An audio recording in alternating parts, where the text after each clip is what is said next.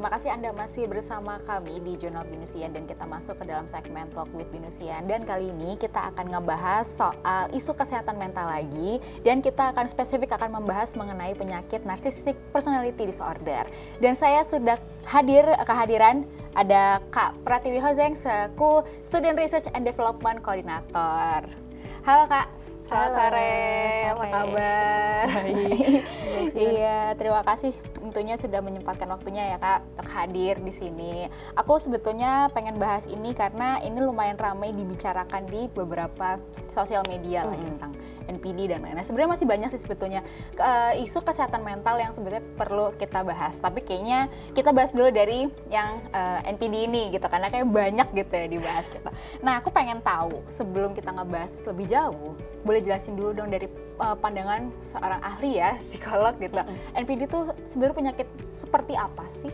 Oke, NPD ini sebenarnya salah satu penyakit kepribadian yang kita bisa bilang kompleks ya, yang dimana ciri utama yang paling nampak tuh mereka mempunyai sesuatu yang kalau kita sebut sih ini ya, grandiose. Jadi mereka tuh menganggap diri mereka yang hebat, kemegahannya, lalu mereka itu haus akan namanya pujian, pengakuan, dan yang paling penting itu mereka biasanya kurang empati sih untuk yang NPD ini sendiri, kayak gitu. Oke, nah boleh mungkin secara spesifik atau secara garis besarnya aja gitu. Sebetulnya apa sih ciri-ciri orang yang memiliki penyakit NPD? Banyak nggak sih sebetulnya yang sebetulnya sadar gitu kalau dia itu NPD? Baik itu si penderitanya atau mungkin relasinya gitu, gimana? Oke, wah menarik ya. Kalau untuk ciri-ciri mungkin dulu ya, saya menjelaskan untuk ciri-cirinya kalau kita berdasarkan DSM-5. DSM-5 ini adalah sebuah buku panduan dari psikolog untuk biasanya kita untuk menegakkan namanya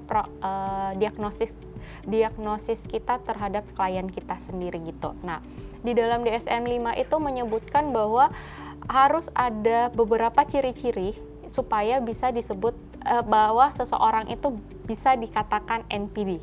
Jadi yang paling pertama itu adalah mereka itu memiliki yang tadi grandiose-nya, yaitu mereka menganggap bahwa mereka tuh hebat nih, punya sesuatu yang lebih lah ibaratnya, entah itu memang betul ataupun melebihi ekspektasi dia, itu sih paling penting. Lalu yang kedua itu mereka itu yang tadi ya haus akan pujian, jadi mereka itu merasa diri mereka hebat, mereka merasa diri dia itu yang paling lah kalau yang di masyarakat kali ya. Lalu yang terakhir itu mereka juga biasanya merasa bahwa gimana ya, kayak memandang rendah kali ya ke orang-orang. Jadi kayak mungkin kalau sering kayak memberikan komentar tajam, lalu misalnya menjatuhkan dan merasa dirinya itu yang paling hebat dan membatasi pergaulan. Jadi mereka tuh nggak mau tuh, maksudnya kayak nggak mau bergaul kalau merasa orang yang di dekatnya itu bukan yang selevel sama dia atau yang punya ya misalnya punya jabatan atau misalnya orang penting dan sebagainya gitu sih. Semacam kayak dunianya dia itu berputar pada terpusat hanya pada dia gitu. Betul. Dia merasa seperti itu. Betul. Gitu ya. Bahwa dialah yang paling hebat lah. Cuma buat smart viewers mohon digarisbawahi ya, apa yang saya sebutkan ini tidak untuk dijadikan self diagnose buat kalian. Mungkin di luar sana mungkin bisa lebih rinci. Saya sengaja tidak menjelaskan dengan rinci supaya tidak memicu kalian men-self diagnose. Tetap ya, buat kalian kalau memang butuh untuk mengetahui bagaimana diri kalian, saya sarankan tetap ke profesional, baik itu psikiater ataupun psikolog, kayak gitu sih. Penting banget karena emang ya di Google mah banyak gitu ya ibaratnya ya ciri-ciri NPD itu seperti apa, tapi juga bukan berarti kalian itu bisa self diagnose. Nah, berkaitan dengan ini, kira-kira apakah para penderita NPD ini sebenarnya sadar nggak sih kalau dia tuh sebetulnya dalam tanda kutip nih ada yang lain gitu, yaitu dia Betul. memiliki NPD gitu, atau sebetulnya ya dia bersikap normal aja gitu karena dia nggak sadar gitu. Menurut Kak Tiwi gimana? Sebenarnya NPD itu bisa dikatakan orang yang mengidap itu nggak menyadari dirinya, tapi balik lagi namanya dia dikatakan disorder itu kan tidak langsung parah ya, ada tingkatan-tingkatannya kalau di dalam klinis. Jadi cuma kecenderungan yang paling banyak adalah mereka nggak menyadari, malah biasanya yang menyadari adalah orang-orang di sekitarnya kayak gitu. Nah, terus kalau misalnya nih caranya, misalnya kita tahu nih, nih kayaknya nih ada relasi kita gitu ya, dari yang terjauh mungkin sampai yang terdekat ya bisa jadi ini kayaknya NPD nih gitu. Gimana sih persuasifnya untuk kita tuh bisa kasih tahu kayak kamu tuh NPD, atau gimana cara, maksudnya gimana ya untuk dia tuh sadar gitu dengan dia mungkin yuk kita bawa ke psikiater gitu. Gimana sih Kak gitu? Karena kan pasti kan sebenarnya susah kan dengan caranya gitu. Gimana menurut Kak Tiwi? Nah, ini yang cukup menarik satu yang menjadi tadi mungkin saya terlewat atau gimana, NPD ini jangan pernah di frontalin, jangan pernah dibalas. Jadi kalau mereka mungkin kata-kata yang sekarang itu memakan ego, kasih makan aja dulu ego mereka, kayak gitu. Iya. Jadi memang bener-bener mereka itu harus diikutin nih. Jadi caranya kalau bilang kayak tadi ya, mohon maaf nggak boleh tuh kita langsung bilang kamu NPD ke psikolog atau ke psikiater, jangan. Itu pasti kita bakalan jadi musuh terbesarnya mereka. Jadi caranya adalah kita najakin mereka, kalau misalnya ini teman ya, kita berbicara dengan teman, kita bilang, yuk aku lagi mau cek kesehatan mental nih, iseng aja kayak gitu. Lebih ke jangan ngasih tahu tujuan dia bahwa kita sebenarnya mau ngecek dia NPD atau enggak, tapi kita mengajak mereka sama-sama yuk kita ngecek nih kesehatan mental kita. Mungkin lebih enak. Jadi mereka juga nggak yang kayak apa sih gitu. Jadi kalau kesehatan mental kita bisa berkelit ya, kayak misalnya iya nih kan lagi banyak kerjaan ya, atau misalnya mereka oh iya lagi capek mau coba ngecek aja, antisipasi gitu-gitu. Nah kalau ke pasangan mungkin lebih ke arahkan kayak yuk coba sekali-sekali deh kita coba konseling couple kayak gitu. Atau kalau misalnya mungkin udah berkeluarga, mungkin kita bisa bilang yuk kita coba-coba konseling keluarga yuk gitu.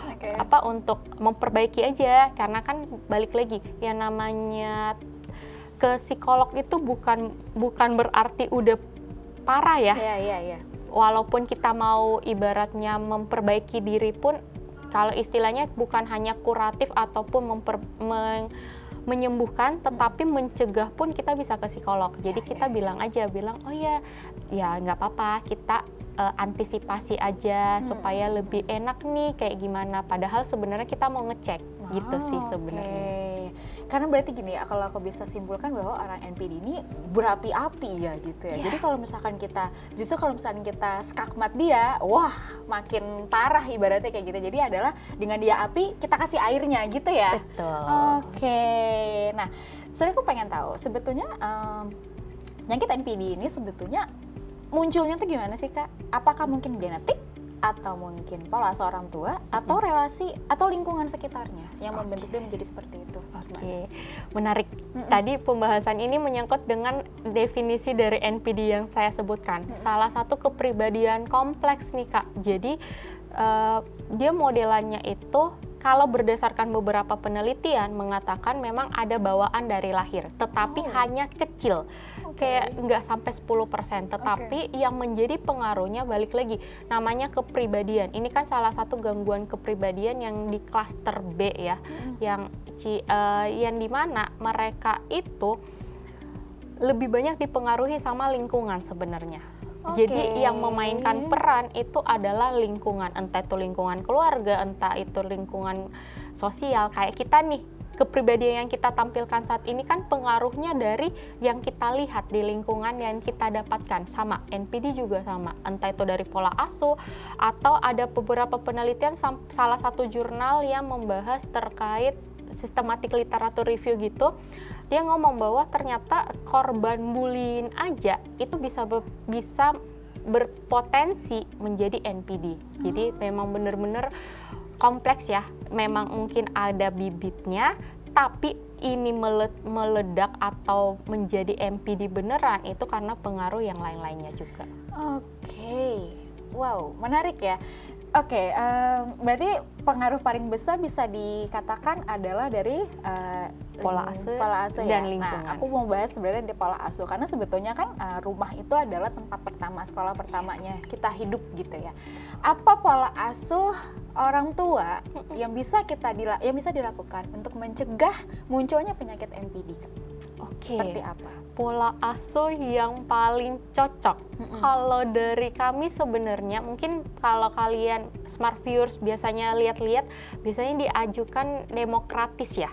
Tapi menurut dari pandangan saya sendiri, ini sebenarnya ketiga pola asuh yang dianjurkan itu sebenarnya memainkan peran. Yang artinya bukan berarti demokratis doang nih yang bagus. Tiga-tiganya dibutuhkan.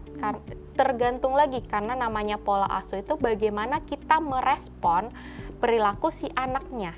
Jadi kita harus menyesuaikan juga nih, misalnya saat anaknya bisa ngomong, misalnya kayak ada sesuatu, kita nggak bisa langsung ngarahin kan, kita akan tanya misalnya, kamu maunya apa? Itu kan kita membuka channel. Kalau di dalam pola asuh itu demokratis, tapi pada saat misalnya anaknya bilang terserah, nah berarti di situ nggak mungkin dong kita demokratis karena anaknya bingung. Mungkin kita bisa menggunakan dengan pola yang lainnya, kayak misalnya dominan dulu, kita bantu arahin. Tapi kalau misalnya beda lagi nih, kalau respon anaknya malah bilang, oh apa, saya mau ini, dia udah tahu. Nggak mungkin dong kita membuat itu menjadi pola asuh dominan kayak gitu. Cuma balik lagi, smart viewers, untuk pola asuh semuanya sama, disesuaikan dengan bagaimana respon ke anaknya, kayak gitu. Oke. Menarik nih, menarik banget gitu. Kayaknya masih panjang gitu, butuh satu sesi sendiri iya, kalau pola gitu, asuh. Karena menurut aku pola asuh itu kan fondasi awal gitu. Betul. Ya. Jadi untuk semuanya sebetulnya, dan ternyata sampai ke kesehatan mental pun itu ada andil besar itu justru di pola asuh orang tua gitu kan. Nah, itu makanya sebenarnya menarik. Nah, aku tanya nih. Kalau kira-kira penyakit MPD itu aku baca-baca mungkin bisa dibilang nggak bisa sembuh, betul ya, Kak gitu. Terus pengobatannya seperti apa sih? Terapinya seperti apa gitu? Oke, ya betul. Namanya NPD saat seseorang didiagnosa mengidap sebuah gangguan atau disorder, itu bisa dibilang ya lifetime disease ya. Jadi memang sepanjang hidupnya lah. Tetapi kita bisa bilang mereka itu normal, lebih ke arah normal tanda kutip. Artinya mereka tuh bisa berfungsi. Terapi apa yang cocok sebenarnya banyak banget kalau kita baca, tapi balik lagi saya nggak bisa langsung frontal nih, oh yang paling bagus A nih kayak gini, karena balik lagi kemampuan dari orang tersebut, bagaimana merekanya, kemampuan kognitif, entah itu dari kepribadian dia dan sebagainya, itu kita menyesuaikan. Cuma paling yang menjadi fokus adalah saat mereka datang ke psikolog atau ke psikiater, fokus kami adalah membantu mereka menjadi lebih baik, jadi dari sosial skillnya ataupun kayak keperfungsian mereka yang mana sih yang bisa kita tingkatkan, itu sih lebih utamanya. Tetap sih menurunkan api membaranya dia begitu. Iya, dan supaya dia aware sama itu kata kuncinya, supaya dia aware tentang dirinya, bahwa karena tadi ya NPD kan merasa dirinya doang nih yang hebat, dia nggak akan dengar yang lainnya. Jadi kita menyadarkan bahwa ada loh pendapat lain, ternyata kamu nggak 100% benar gitu sih. Oke, menarik banget. Jadi kayaknya sebetulnya masih banyak banget yang pengen tanya, kayaknya masih pengen banget dibahas lagi gitu. Tapi mohon maaf sekali ini terbatasan waktu. Terima kasih banget ya Kak Tiwi atas waktunya, kita ngebahas soal NPD, dan semoga Smart Viewers talk show hari ini bisa memberikan edukasi lagi kepada kalian semua untuk lebih aware lagi mengenai NPD, baik penderitanya atau relasi sekitarnya. Dan juga jangan takut ke psikologis kalau memang ada hal-hal yang mengganjal dalam hati. Oke, Smart Viewers jangan kemana-mana, tetaplah bersama kami.